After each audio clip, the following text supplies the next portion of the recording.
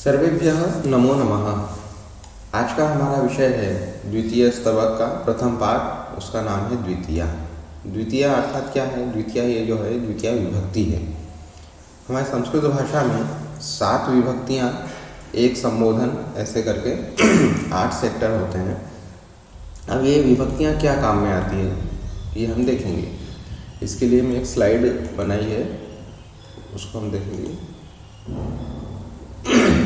हाँ, तो ये जो प्रयोग है ये हमने कल पढ़े थे। अहम पठा, आपके सामने यहाँ पठ लिखा हुआ है। इस पठ के लिए हमें यहाँ पे पठामी लिखना होगा। बालकः लिखति, सः धावति, रमेशः गच्छति, त्वं क्रीडसि, युवां हसतः, आवां पश्यावः। तो इस प्रकार ये हमने फिल किया है। तो ये जो है 2 पेज का है। इसके बाद हम देखेंगे क्रियापद। हमने देखे थे कि क्रियापद कैसे बनाने हैं। पठति, पठतः, पठन्ति, पठसि, पठतः, पठथ, पठामि, पठावः, पठामः, ये क्रिया रूप है। स्वरूप निर्माण में जो सहायक होते हैं वो अति, अतः, अंति, असि, अथः, अथ, आमि, आवः, आमः। जो क्रिया रूप निर्माण की प्रक्रिया है वो कैसी होती है? तो लिखति, लिख प्लस अति बराबर लिखति, लिख अतः, लिखतः, लिख अंति, लिखन्ति, इस प्रकार ये बनता है।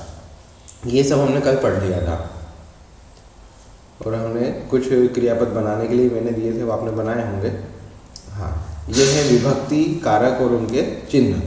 विभक्ति कौन कौन सी हैं और उस विभक्ति से संबंधित कारक कौन कौन से हैं और उसके चिन्ह क्या क्या हैं। चिन्ह से तात्पर्य जब हम वाक्य निर्माण करते हैं तो उस समय इन चिन्हों के अनुरूप ही हमें विभक्ति का और कारक का प्रयोग करना होता है। जैसे वाल्मीकि ने रामायण को लिखा, तो हमने बोला वाल्मीकि ने रामायण लिखी। ठीक है, तो यहाँ पे वाल्मीकि के साथ जो चिन्ह आया वो कौन सा चिन्ह था? तो वो चिन्ह था ने। तो जब यहाँ पे ने चिन्ह आया वाल्मीकि के लिए, तो वहाँ पर हमें क्या करना है? प्रथमा विभक्ति और कर्ता कारक का प्रयोग करना है, क्योंकि इनका चिन्ह है ने। ठीक है, उसी प्रकार जहाँ पे को वाला चिन्ह आएगा तो उस को वाले चिन्ह के लिए हमें प्रयोग करना पड़ेगा किसका? द्वितीय विभक्ति, और वो क्या कहलाएगा? वो कर्म कारक कहलाएगा। उसी प्रकार से या के द्वारा ऐसा जब वाक्य में प्रयोग होगा, ये जो चिन्ह का प्रयोग होगा, तो ये जिस शब्द के साथ ये लगेगा उस शब्द में हमें तृतीया विभक्ति लगानी है और क्या करना है? उसको कहेंगे हम करण कारक कहेंगे। उसी प्रकार जहाँ पे के लिए ऐसा जब प्रयोग होगा तो उस के लिए के लिए क्या होगा? चतुर्थी विभक्ति का प्रयोग होगा और वह कहलाएगा संप्रदान कारक। फिर अब देखिए यहाँ पर भी से था तृतीय विभक्ति में और यहाँ पर भी से आ गया। तो तृतीय विभक्ति में जो से है उसका अर्थ है के द्वारा। जैसे छात्र हाथ से लिखता है, तो हाथ से लिखता मतलब हाथ के द्वारा लिखता है, तो यहाँ तृतीय आएगी। लेकिन युवक गांव से आता है, तो गांव से आने का मतलब गांव से अलग होकर के आ रहा है, पृथक हो रहा है, गांव से उसका संबंध विच्छेद हो रहा है। तो जहाँ पे संबंध विच्छेद वाला से होगा वहाँ हम अपादान कारक अर्थात पंचमी विभक्ति का प्रयोग करेंगे। और जहाँ पे प्रयोजक के रूप में सहायक के रूप में जब से का प्रयोग होगा तो वहाँ करण कारक अर्थात तृतीय विभक्ति होगी। जैसे वृक्ष से फल गिरता है, तो वृक्ष से जब फल गिर रहा है तो वह फल वृक्ष से अलग हो रहा है, वह पृथक भाव है। तो यहाँ पर जो से है वो पृथक अथवा अलग होने पर, अलग होने के अर्थ में प्रयोग होगा, और वहाँ जो से है वो के द्वारा मतलब सहायक अर्थ में प्रयोग होगा। उसके बाद आता है संबंध। का, के, की, रा, रे, री, इस प्रकार के जो चिन्ह होंगे उनके साथ संबंध कहलाएगा और विभक्ति होगी षष्ठी। जैसे राम का पुत्र लव, दशरथ के पुत्र राम के काके की, हमारा, तुम्हारा, मेरा, ये हो गया रा, रे, री, इस प्रकार से। फिर है सप्तमी विभक्ति, अधिकरण कारक वो होगा मे पे पर। मे पे पर मतलब पर्वत पर मंदिर है, तो पर्वत पर है, पर्वत के ऊपर वो मंदिर है, तो हो गया सप्तमी। हाँ, टेबल पर पेन रखा है, तो टेबल पर। पुस्तक में पाठ है, पुस्तक में। तो इस प्रकार के जो शब्द होंगे वहाँ की होगी सप्तमी विभक्ति, उसे हम कहेंगे अधिकरण कारक। इसके उपरांत अंतिम आता है संबोधन। ये संबोधन को हम विभक्ति के अंतर्गत नहीं गिनते हैं, ये संबोधन अलग से होता है, लेकिन वो जब हम विभक्ति पाठ करते हैं तो उसमें अंत में संबोधन होता ही है। और संबोधन से संबंधित कोई अलग से कारक नहीं दिया है, कर्ता का ही इसमें प्रयोग होता है।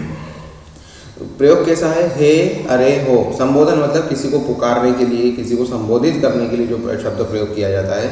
जैसे हम ईश्वर से अगर कभी प्रार्थना करते हैं तो कोई भी श्लोक होता है, मंत्र होता है, तो उसमें होता है हे देव, हे देवी, हे भगवती, हे दुर्गे, हे सरस्वती, हे लक्ष्मी, इस प्रकार के जो शब्द होते हैं, हे, हरे, हो, ये सभी संबोधनवाचक शब्द कहलाते हैं।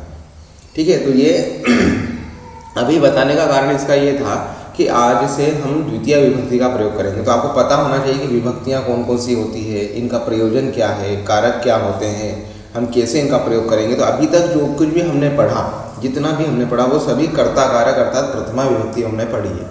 रामः रामौ रामाः, कृष्णः कृष्णौ कृष्णाः, विद्यालयः विद्यालयौ विद्यालयाः, सीता सीते सीताः, महिला महिले महिलाः, हैं, नदी नद्यौ नद्यः, ये जो कुछ भी हमने पढ़ा है ये सभी के सभी सह तौते साते ता तत्ते तानि एषः एतौ एते इत्यादि सर्व ये जो सब कुछ है ये सब प्रथमा विभक्ति अर्थात कर्ता कारक के अंतर्गत हमने पढ़ा है। आज का जो हमारा विषय है वह है द्वितीया विभक्ति अर्थात कर्म कारक। इसका चिन्ह क्या है? इसका चिन्ह है को। जहाँ जहाँ द्वितीय विभक्ति होती है वहाँ को ये चिन्ह होता है। देखिए, बालकः फलम खादति, बालक फल को खाता है, तो फल को खाता है। ठीक है, तो यहाँ फल को शब्द आया तो इसलिए हमने फल में क्या किया? द्वितीय विभक्ति लगाई। युवती दुग्धम पिबती, युवती दूध को पीती है। ठीक है, तो यहाँ जो दुग्ध है वह द्वितीय विभक्ति का है।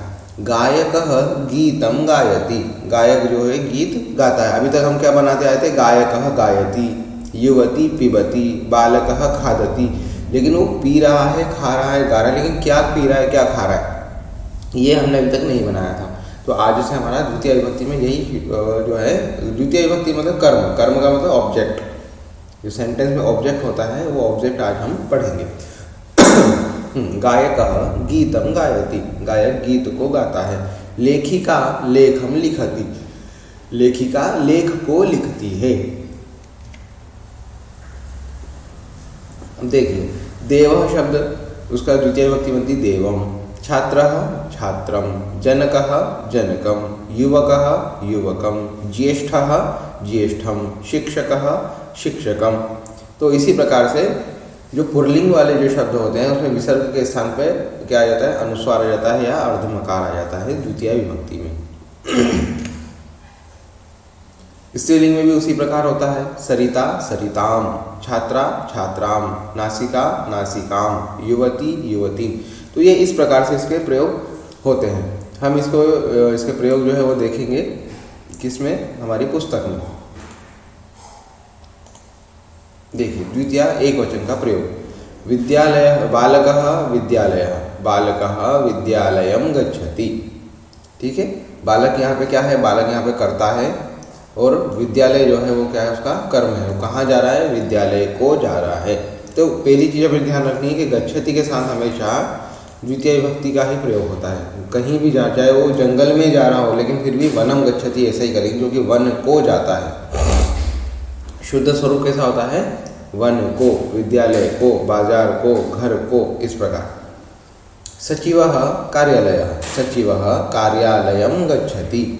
जनकः देवालयः, जनकः देवालयं गच्छति। छात्रः छात्रावासः, छात्रः छात्रावासं गच्छति। कृषकः ग्रामः, कृषकः ग्रामं गच्छति।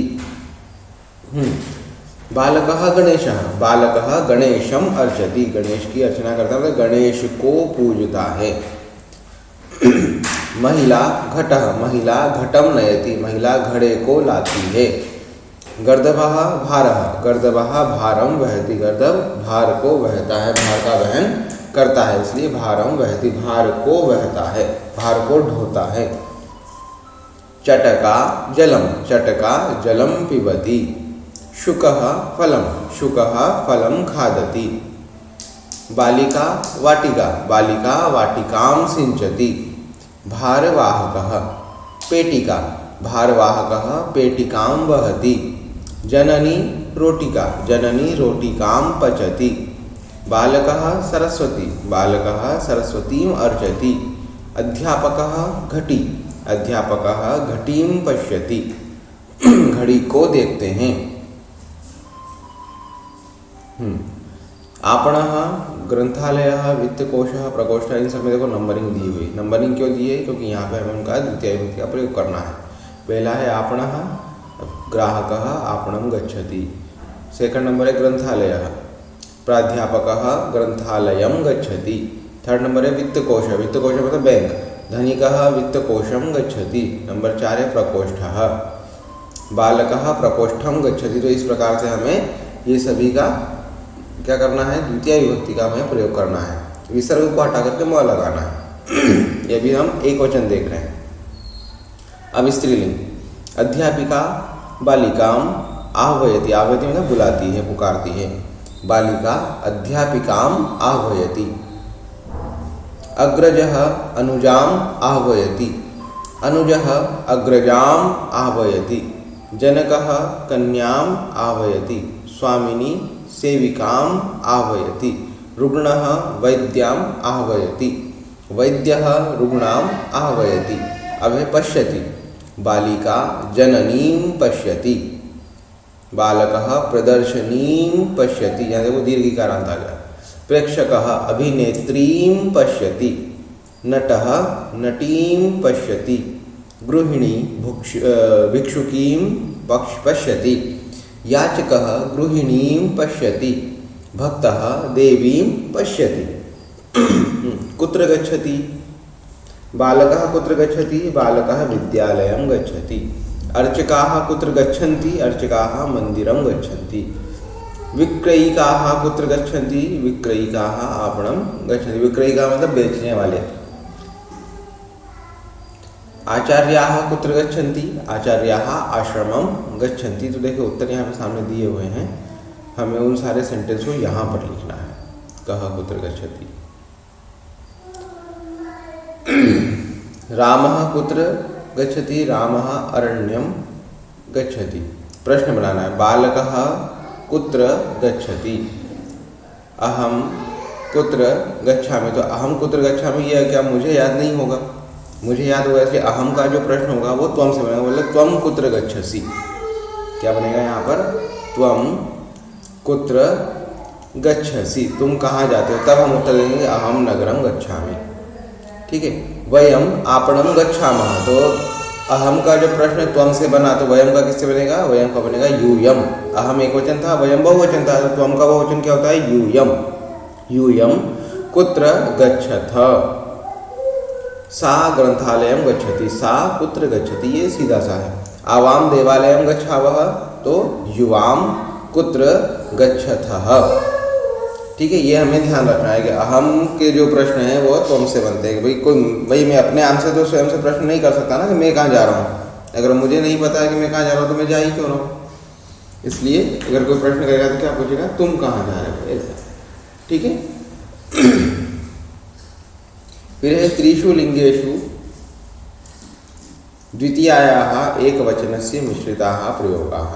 ठीक है, द्वितीय विभक्ति के एक वचन का तीनों लिंगों में मिश्र प्रयोग क्या होगा, सा नाटकं पठति, ते काव्यं पठतः, ताः रामायणं पठन्ति, त्वं ग्रन्थं पठसि, युवां विषयं पठतः, यूयम् अध्यायं पठथ, अहं निर्देशं पठामि, आवां कथां पठावः, वयं संस्कृतं पठामः, एषः श्लोकं पठति, एतौ पाठं पठतः, एते मंत्रं पठन्ति। तो इस प्रकार से हमें इन सभी में ये पठ धातु के साथ और ये जो कोष्टक में लिखा हुआ है इसमें द्वितीय विभक्ति लगा करके प्रयोग करना है, वो यहाँ लिखना है।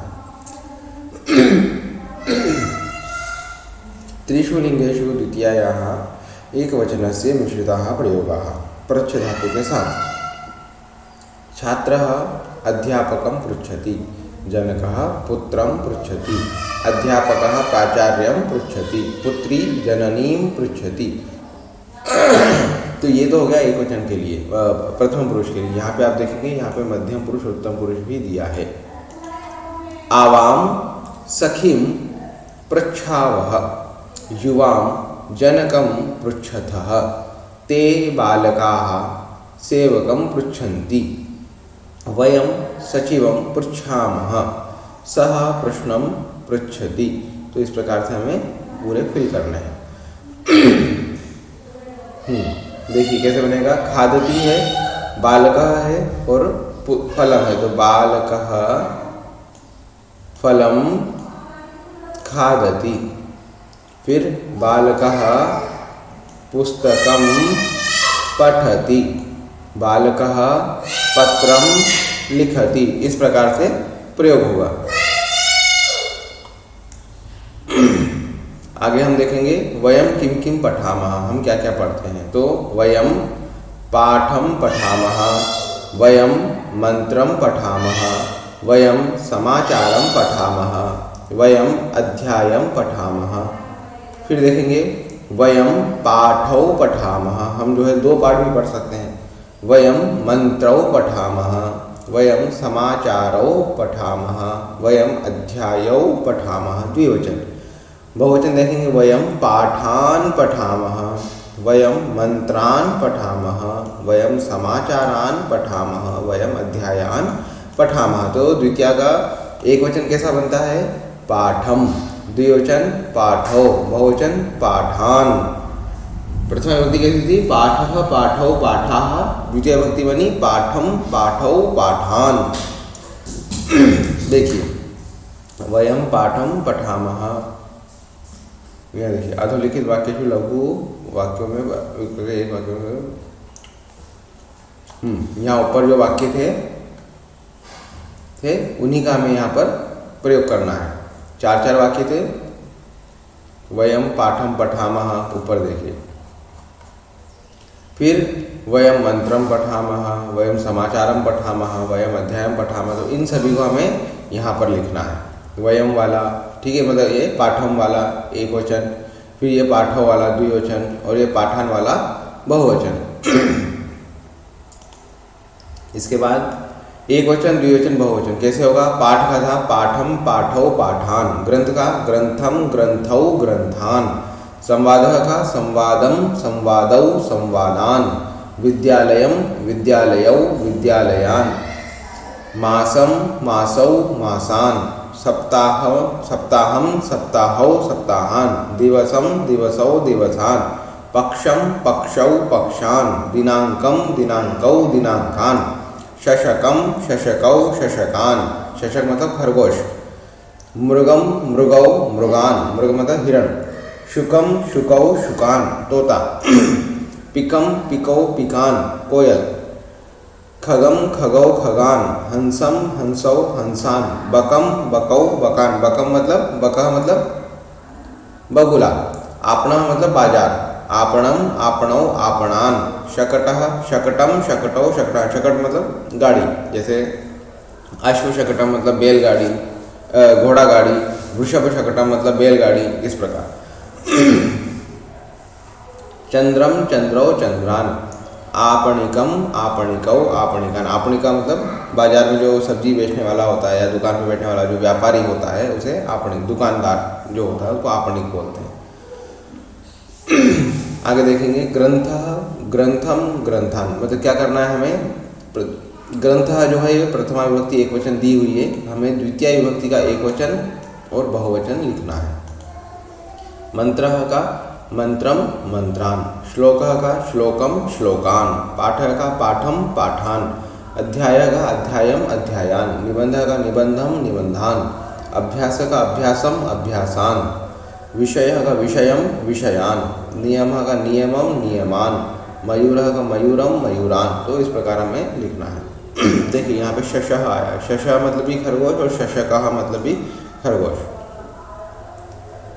आगे हम देखेंगे वयम पाठान पठामः, यहाँ पे देखो यहाँ बहुवचन लिखा हुआ है प्रथमा विभक्ति का, इसलिए हमें द्वितीय का भी क्या करना है? बहुवचन ही लिखना है।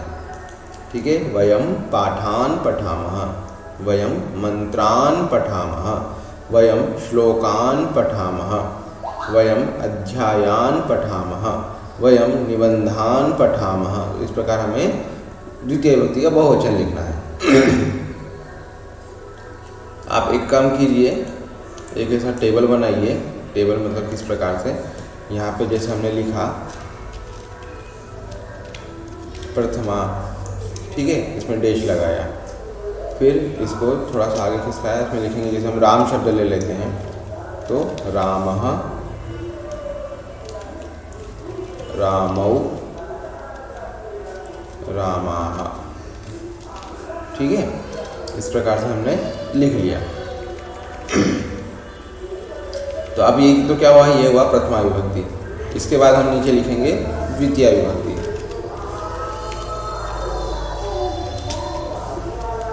इसमें लिखेंगे रामम, ठीक है, रामौ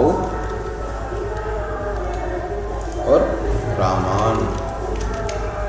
ठीक है, तो ये हुई हमारी प्रथमा विभक्ति, ये हुई हमारी द्वितीय विभक्ति। अब जैसे पुल्लिंग में जैसे राम शब्द लिखा है ना, हमने राम शब्द लिखा पुल्लिंग में, तो जितने भी पुल्लिंग के शब्द हमारे हैं अकारांत विसर्ग वाले, वो सभी के सभी इसी प्रकार चलेंगे। रामः, रामौ, रामाः, रामम, रामौ, रामान है।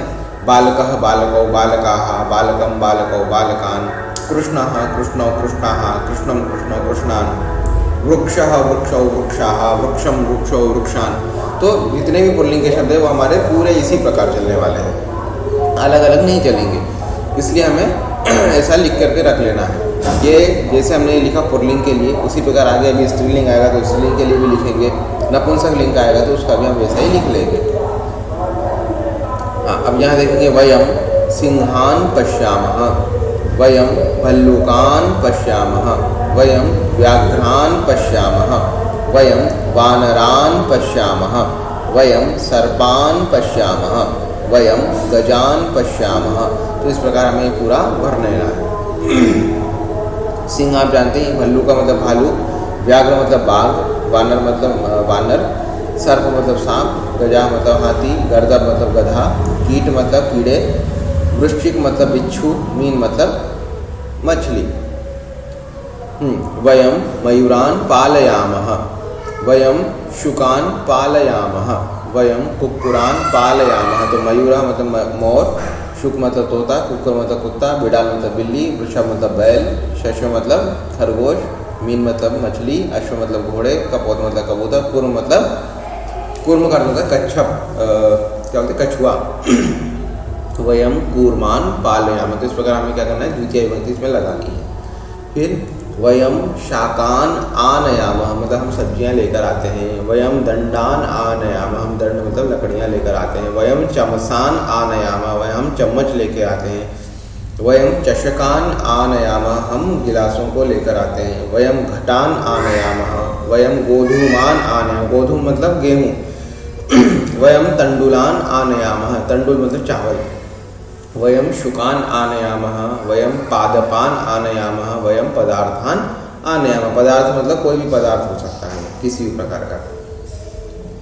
अब है स्त्रीलिंग। वयम कथां पठामः, वयम कवितां पठामः, वयम सूचनां पठामः, वयम वार्तां पठामः, वयम गीतां पठामः, वयम कथे पठामः, वयम कविते पठामः, वयम सूचने पठामः, वयम वार्ते पठामः, वयम गीते पठामः। फिर है वयम कथाः पठामः, वयम कविताः पठामः, वयम सूचनाः पठामः, वयम वार्ताः पठामः, वयम गीताः पठामः। तो रूप कैसा हो गया? हाँ, वो जो हमने अभी बनाया वो सभी इसमें लिखना है। रूप कैसा बनेगा? कथाम कथे कथाः, वार्ताम वार्ते वार्ताः, लताम लते लताः। प्रथमा कैसा था? कथा कथे कथाः। द्वितीय हो गया कथाम कथे कथाः, जो द्विवचन और बहुवचन सेम है, कोई अंतर नहीं आया उसमें। तो लताम लते लताः, शारदाम शारदे शारदाः, पाठशालां पाठशाले पाठशालाः, मक्षिकां मक्षिके मक्षिकाः, अध्यापिकां अध्यापिके अध्यापिकाः, बालिकां बालिके बालिकाः, महिलां महिले महिलाः, अजाम अजे अजाः, एड़काम एड़के एड़काः। एड़का होती है भेड़, अजा मतलब बकरी, एड़का मतलब भेड़।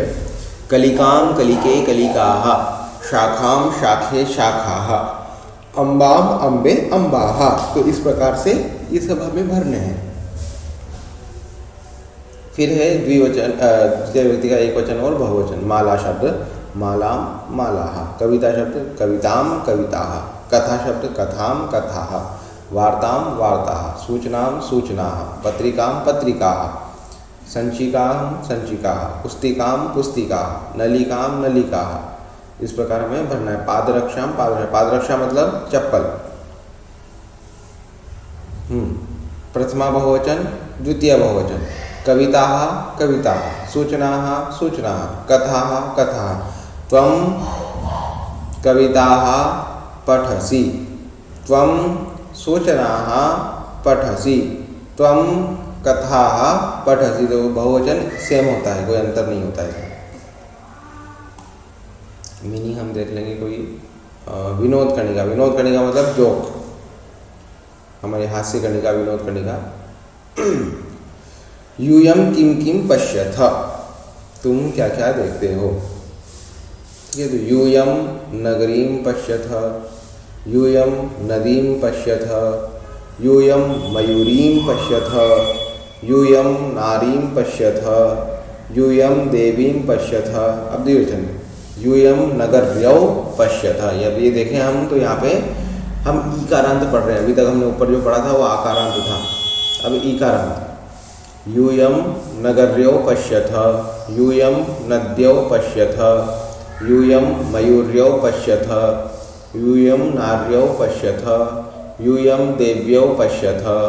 ठीक है, फिर बहुवचन यूयम नगरीः पश्यथ। बहुवचन हमारे प्रथमा कैसा था, नगर्यः, नगरी नगर्यो नगर्यः, लेकिन द्विवचन में नगरीं नगर्यो नगरीः। ठीक है, नदीं नद्यो नदीः, यूयम नदीः पश्यथ, यूयम मयूरीः पश्यथ, यूयम नारीः पश्यथ, यूयम देवीः पश्यथ। इस प्रकार यूयम नगरीं पश्यथ, अब हमने ऊपर बनाए जो सभी इसमें लिखना है। नगरीं नगर्यो नगरीः, पार्वतीं पार्वत्यो पार्वतीः, काशीं काश्यो काशीः, मयूरीं मयूर्यो मयूरीः, देवीं देव्यो देवीः, कादम्बरीं कादम्बर्यो कादम्बरीः, कौमुदीं कौमुद्यो कौमुदीः, नलिनीं नलिन्यो नलिनीः। तो इस प्रकार में भरना है।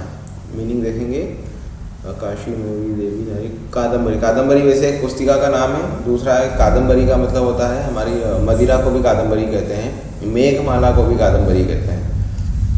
कौमुदी, कुमुदनी जो होती है फल फूल होता है। नलिनी मतलब कमलिनी राक्षसी। शंकरी, मानिनी, मानिनी मतलब जो स्त्रियां मान ज़्यादा करती हैं उन्हें मानिनी स्त्री बोलते हैं। नखरंजनी मतलब नेल पेंट, शेष आप जानते हैं। अब हमें क्या करना है, एक वचन और बहुवचन किसका, द्वितीय विभक्ति का। नर्तकी नर्तकीं नर्तकीः, नदीं नदीः, मयूरीं मयूरीः, नारीं नारीः। इस प्रकार हमें ये फिल करना है। एषा भगिन्यः, तो एषः भगिनीः आह्वयति। भगिन्यः प्रथमा विभक्ति का बहुवचन, भगिनीः द्वितीय विभक्ति का बहुवचन। एषा प्रतिवेशिनीः आह्वयति। तो इसको हम पहले एक बार लिख करके देख लेते हैं। जैसे हमने ये लिखा पुल्लिंग का, इसी प्रकार हम यहाँ पे स्त्रीलिंग का लिख रहे हैं। प्रथमा देखेंगे, रमा रमे रमाः। ये क्या है, ये प्रथमा विभक्ति है।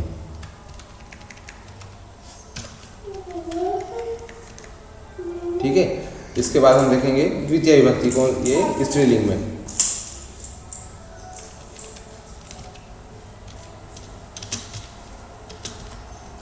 रमाम रमे रमाः। ठीक है, ये हुआ स्त्रीलिंग का। स्त्रीलिंग में कौन सा,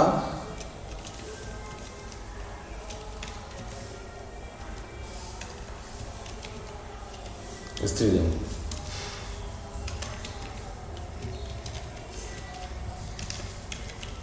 आकार। ठीक है, ऊपर जो था ये पुल्लिंग था अपना, इसमें मैं लिखा नहीं था, मैं लिख देता हूँ पुल्लिंग। ये स्त्रीलिंग आकारांत रमा शब्द। अब वो स्त्रीलिंग कौन सा वाला? ई कारांत वाला।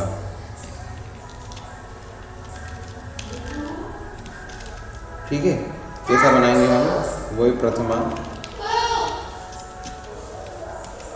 नदी शब्द ले लेते हैं, नारी शब्द लेते हैं, नारी। तो नारी नार्यौ नार्यः। ठीक है, नारी नार्यौ नार्यः, ये हुआ प्रथमा का। अब बनाएंगे द्वितीय का। नारीम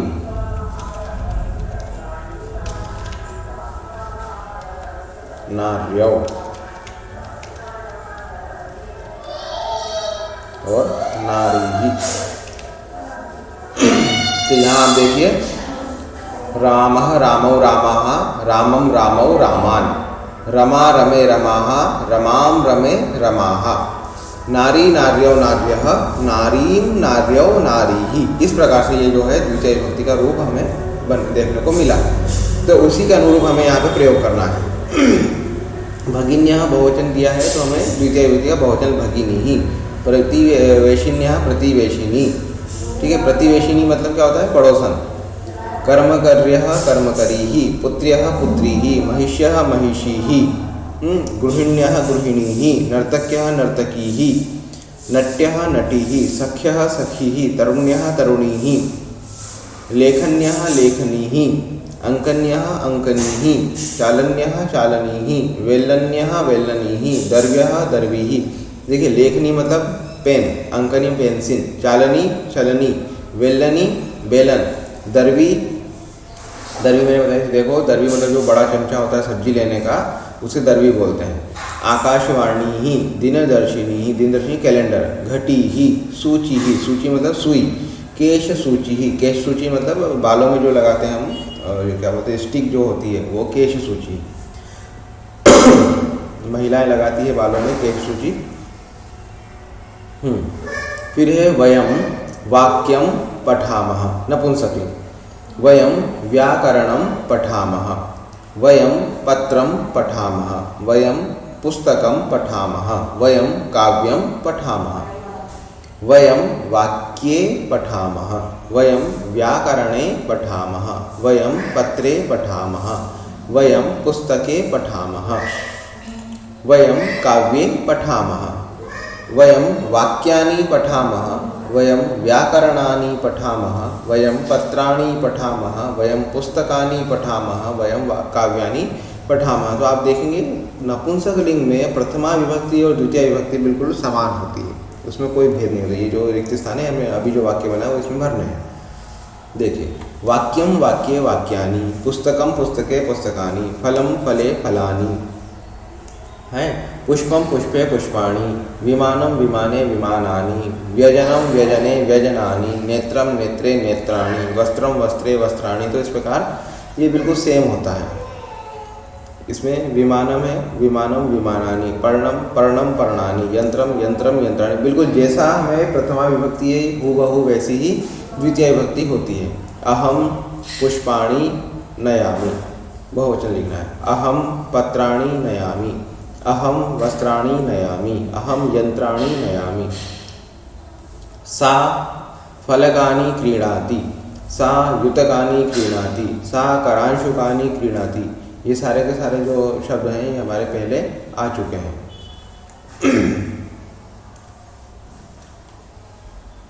द्वितीय द्विवचनस्य मिश्रिताः प्रयोगाः, मिश्रित प्रयोग मतलब पुल्लिंग स्त्रीलिंग नपुंसकलिंग तीनों का प्रयोग। तो ये हमने देखा सबसे पहले पुल्लिंग, यहाँ स्त्रीलिंग और स्त्रीलिंग में आकारांत इकारांत। अब हम एक बार नपुंसकलिंग देखेंगे।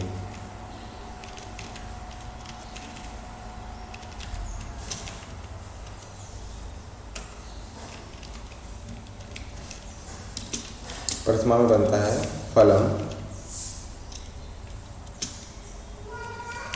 फले, फलानि।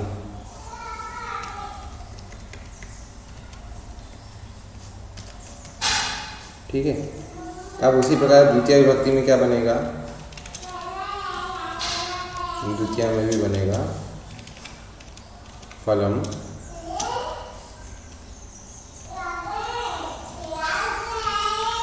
फले फलानि। तो देखिए प्रथमा विभक्ति और द्वितीय विभक्ति बिल्कुल सेम है, इसमें कोई अंतर नहीं आया।